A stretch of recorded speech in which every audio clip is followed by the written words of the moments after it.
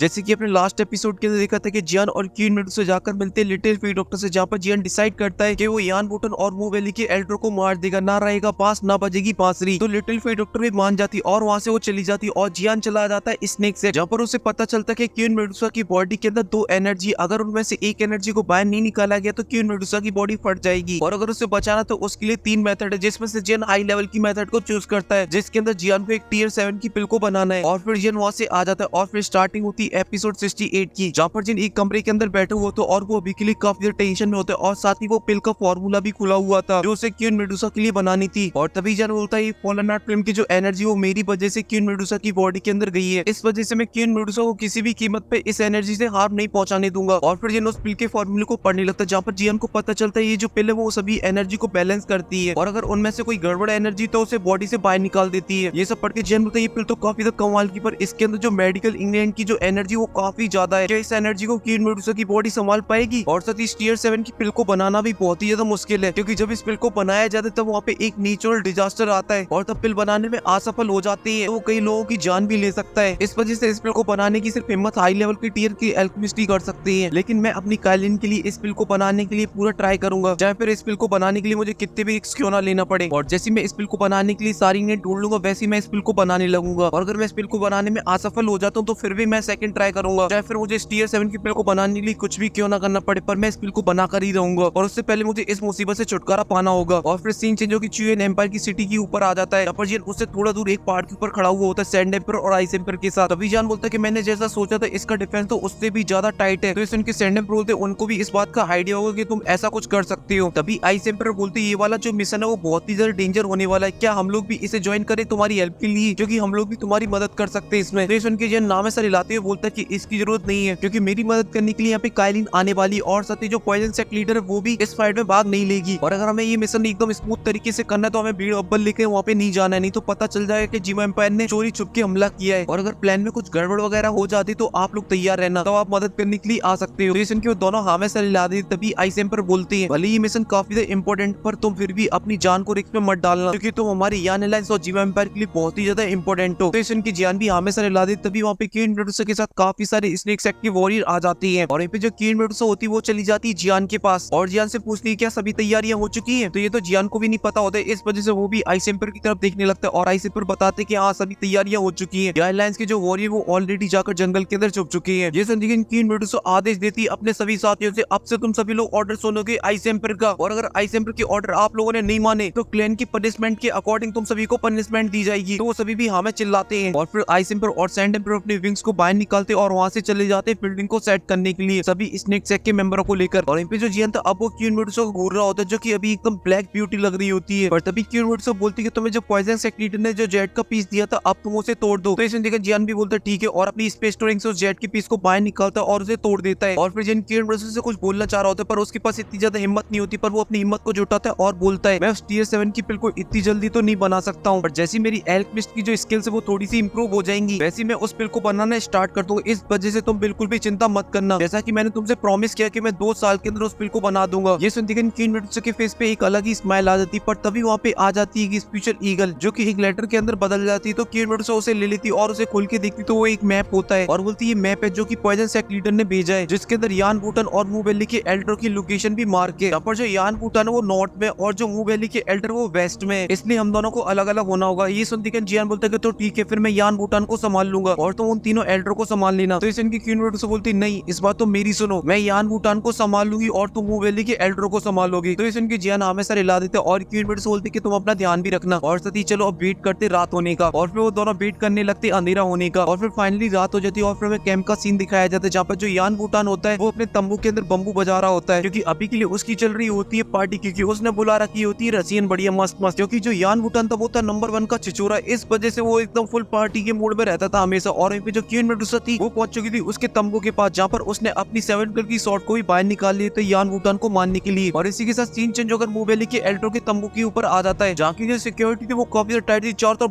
बोरी खड़ी हुए थे, और जिन्होंने सभी को चकमा देकर आगे बढ़ता जा रहा होता है, और जो गार्ड थे वो आसमान से भी निगरानी रख रहे होती है। और तभी उन दोनों गार्डों में से एक को कुछ नीचे महसूस होता है, तो वो जियान की साइड देखने लगता है। तभी दूसरा गार्ड उसके पास आता है और बोलता है क्या हुआ। तो वो गार्ड बताता है कि मुझे लगता है कि नीचे कुछ गड़बड़ है, इस वजह से हमें थोड़ा सा केयरफुल रहना होगा। और फिर वो दोनों वहाँ से अलग अलग डायरेक्शन में चले जाते जाती है। और वहीं पे जो जियान था उन सभी लोगों से बढ़िया एकदम लुक्का छुपी खेल रहा होता है और कोई भी जियान को नहीं पकड़ पा रहा होता है। और फिर फाइनली जियान पहुंच जाता है उन तीनों एल्डर के तंबू के ऊपर, जब पर जिन उन तीनों एल्डर को देखता है जो कि बैठे हुए कल्टीवेशन कर रहे होती है। और वो दोनों एल्डर थी वो अपनी पावर टाइगर एल्डर की बॉडी के अंदर डाल रहे होते हैं जिससे वो हील कर पाए उसे, क्योंकि जियान के उस हमले की वजह से वो काफी जख्मी हो चुका था। और जिन ये सब देख के बोलते हैं इनकी जो सीक्रेट तरीके की टेक्निक है वो तो काफी कमाल की है, ये तो उसकी मदद से अपने साथी को भी हील कर सकते हैं। और वो दोनों एल्डर हील कर रहे होते हैं टाइगर हेड एल्डर को, तभी बियर हेड एल्डर बोलता है अब तुम कैसे, तो टाइगर हेड एल्डर बोलता है कि अब मैं काफी हद तक रिकवर हो चुका हूँ, पर पूरी तरीके से रिकवर होने के लिए मुझे मूव वैली से आ रही हो टियर 6 पिल को खाना होगा, जिसके बाद मैं पूरी तरीके से रिकवर हो जाऊंगा। और यहाँ पे तंबू के ऊपर एक गार्ड आ जाता है जिस वजह से जियान होता है वो छुप जाता है जाकर, और उन सभी गार्डों को देखते हुए बोलता है यहाँ पर जो पैरा वो बहुत ही ज्यादा स्ट्रिक्ट है, इस वजह से मुझे अपने काम को जल्द से जल्द खत्म करना होगा। और यहाँ पे लॉयन हेड एल्डर बोल रहा होता है मैंने कभी सोचा भी नहीं था कि उस बच्चे के पास इतनी ज्यादा खतरनाक टेक्निक होगी। तभी दूसरा एल्डर बोलता है हम लोग इसलिए आ रहे क्योंकि हमने उसे थोड़ा सा कम आंक लिया। फिर इनके दूसरे एल्डर होते हैं हाँ तुम बिल्कुल सही बोल रहे हो, और इस बार जब हम लोग अपनी पूरी पावर को रिकवर कर लेंगे और फिर जब हम जीवा एम्पायर के ऊपर हमला करेंगे तब हम उसे बिल्कुल भी नहीं छोड़ेंगे, चाहे फिर हमारा साथ पॉइजन सेट दे या ना दे उससे कोई फर्क नहीं पड़ता, हम अकेले यान लाइंस को पछाड़ देंगे और फिर हम पूरे जीवा एम्पायर पे अकेले राज करेंगे। ये सुनते जो जियान होता है वो अपने 3 मिस्ट्री चेंजेस को एक्टिवेट कर लेता है जिस वजह से जियान की पावर होती है कई गुना बढ़ जाती है, और जियान 3000 लाइट मूवमेंट की स्पीड को एक्टिवेट कर देता है और हमला कर देता है टाइगर हेड एल्डर के ऊपर। पर तभी उसे बचाने के लिए बाकी के दोनों एल्डर आ जाते और जियान के साथ फाइट करने लगते और उनके बीच में लगे